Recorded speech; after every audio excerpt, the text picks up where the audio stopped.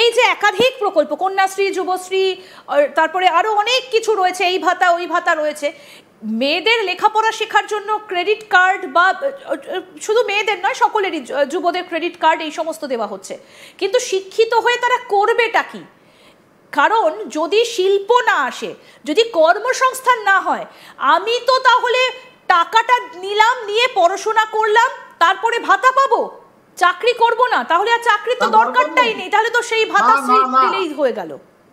আমি ইন্দিরা আপনার কথার সঙ্গে আমার অন্য মত। পড়াশোনা করবে, যে ভালো করে পড়াশোনা করবে, আপনার কথায় যদি আপনার আমি মডেল টেমপ্লেট নিই, তাহলে সে বাইরে চলে যাবে, সে পশ্চিমবাংলা থাকবে, মানে সেই তো ব্রেন ড্রেন হয়ে গেল। হ্যাঁ, তো আপনার টেমপ্লেট নিয়ে আমি কেন থাকবো? আপনি কি রাজ্য সরকারের দিকে দিনের শেষে চেয়ে দেখেন যে কখন ভাতা দেবে? কোন মানে আমি যদি কলকাতা কেন্দ্রিক, কত মফস্বল কেন্দ্রিক, তারা পড়াশোনা মোটামুটি পেয়েছে, তারা আর্থিক অবস্থা ভালো, একটা বাড়িতে জন্ম নিয়েছে, বাবা মা পড়াশোনা করেছে, সে সরকারের দিকে তাকায় না। কিন্তু সরকারের ওপর যাদের রেসপন্সিবিলিটি, সরকার যাদের ওপর রেসপন্সিবিলিটি, 80% আমাদের রাজ্যেই ধরুন প্রত্যেক সরকার 80% তাদের কতটা উন্নত করেছে, এটা হচ্ছে ইয়ার্ডস্টিক। এই যে যারা মাইনরিটি পপুলেশন, তাদের সরকার এই লাস্ট 14 অথবা 15 বছর, 3টে টার্ম হয়ে গেল, তাদের তারা কত উন্নত হয়েছে, তাদের কত চাকরি হয়েছে, নাকি তারা আজকে শুধু হাতের কাছে করে যাচ্ছে। তাদের মধ্যে থেকে কত লোক সরকারি ডাক্তার না, নর্মাল উইদাউট মেরিটে কজন ডাক্তার হয়েছে, মেরিটে কজন ইঞ্জিনিয়ার হয়েছে, আইএস হয়েছে, আইপিএস হয়েছে, মেরিটে আমি বলছি, কোনো রিজার্ভেশনের মাধ্যম দিয়ে নয়। সেইটা যদি সরকার না কনফার্ম করতে পারে, শুধু তাহলে ভাতাই দিয়ে মানুষকে রেখে দেবে, ওই যাদের এই ক্ষমতাটা রয়েছে, সামর্থ্যটা রয়েছে, তারা পড়াশোনা করে বাইরে চলে যাবে, আর যারা এ রাজ্যে থাকবে তারা ভাতা সর্বস্ব হয়ে ভবিষ্যতে বাঁচবে। এইটা তো একটা অর্থনীতিকে একেবারে পঙ্গু করে দেবার রাস্তা। কারণ আমরা যদি বলি যে এখন আপনি গ্রামের দিকে যান, গ্রামে গেলে সকাল 10টা-11টার সময় দেখবেন ইয়াং ছেলে গামছা লাগিয়ে বা গ্রামের মোড়ে মোড়ে জটলা করে 10 জন 15 জন 20 জন বসে আছে। তাদের বাড়িতে প্রত্যেকজনকে ওই 35 রেশন কার্ড, 35 কিলো চাল পায়। তাদের বাড়িতে মহিলারা লক্ষ্মী ভান্ডার পায়, মেয়েরা কন্যাশ্রী পায়, সাইকেল পাচ্ছে।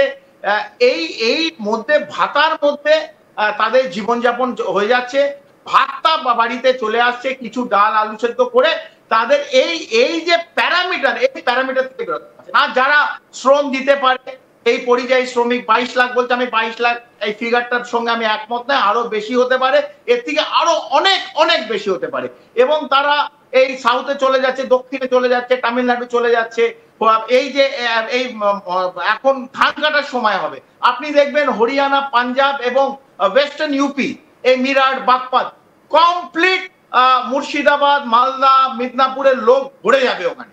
কারণ ওখানে এই সময় 3 মাস 4 মাস কাটবে, প্রচুর টাকা ইনকাম করবে, ওখান থেকে চলে যাবে, আবার দক্ষিণে চলে যাবে, ওখানে আবার কাজ করবে।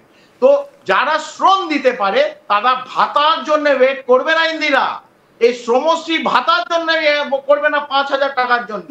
যারা নাগরিক জানে, সে যে হোক, হিন্দু হোক, মুসলিম, শিখ, ইসাই, যাই হোক, যে নিজের শ্রম দিতে পারবে, সে শ্রম দিয়ে মাসে 30 থেকে 40,000 টাকা ইনকাম করে নেবে। যে 5,000 টাকার জন্য আর 35 কিলো চালের জন্য পশ্চিমবাংলা বসে থাকবে না, অথবা নরেন্দ্র মোদী 15,000 টাকা পাবে বলে আকাশের তারা উঠবে। তার মানে আপনি বলছেন এই গাজর এবং মূলোটা পুরোটাই ভোটের দিকে তাকিয়ে?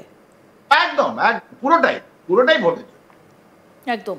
অর্থাৎ যেভাবে ভাতাশ্রী বাড়ছে রাজ্যে, গোটা দেশেও বটে, কারণ লাডলি বেহেনা প্রকল্পের কথা বিজেপি অনেকবার বলেছে এবং অন্য রাজ্যের উদাহরণ টেনেছে।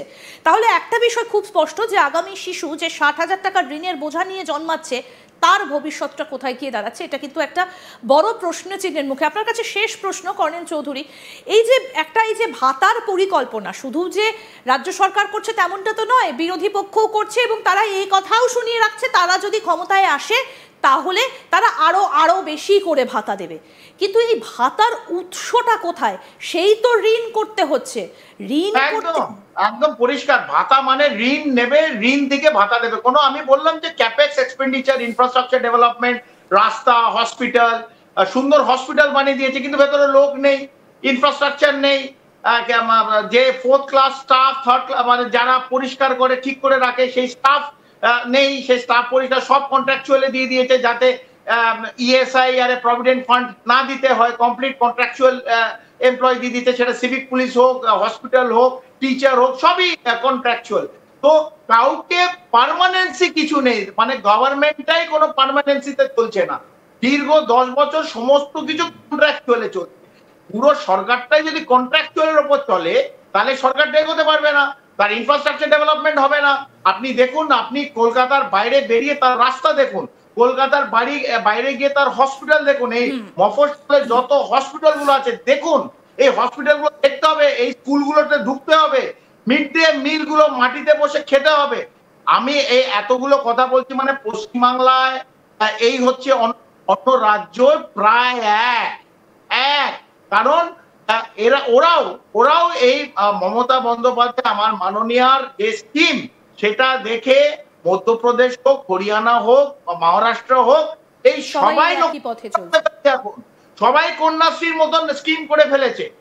যে বিজেপি পার্টি বলতো যে পার্টি ডিফারেন্স, আমরা এই ডোল পলিটিক্স মানি না, আমরা ভাতা মানি না, সে প্রধানমন্ত্রীও ভাতা রেড ফোর্ট থেকে ডিক্লেয়ার করতে হচ্ছে, যে সব রাজ্যে বিজেপি আছে তারাও ডিক্লেয়ার করে দিচ্ছে, এই কপি পেস্ট করেছে ফ্রম ওয়েস্ট বেঙ্গল, এই বিভিন্ন ভাতা স্কিম দেখছে, এটা ইজিয়েস্ট। দিল্লিতেও করেছে, হরিয়ানাও করেছে, প্রত্যেক জায়গায়, উড়িষ্যাও করেছে, প্রত্যেক জায়গায় টাকা নিয়ে মানুষের ভোট কেনা যায়। মানুষকে বোকা করে রাখো, বাড়িতে করে রাখো, 30-35 কিলো চাল দিয়ে দাও, মানুষ এই 5-6 হাজার টাকা পাবে, চাল খাবে। মানুষকে যে এগিয়ে উন্নয়নের পথে নিয়ে যাবে, যে যুব সমাজকে এগিয়ে নিয়ে যাবে, যে যুব সমাজকে উন্নয়নের দিকে, এই কর্মক্ষেত্রের দিকে নিয়ে যাবে, সেই দিকে আমার মনে হয় রাজ্য নেই। এই 5 বছর নানা রকম বিজনেস সামিট করতে করতে সময় চলে যায়, আবার একটা ইলেকশন আসে, টাকা সামনে এরকম করে দোলাবে, ভাতা দিয়ে দেখাবে, আকৃষ্ট করবে, ভোট পেয়ে থ্যাংক ইউ ভেরি মাচ, আবার 5 বছর, আবার 5 বছর, এই সরকারগুলো চলছে।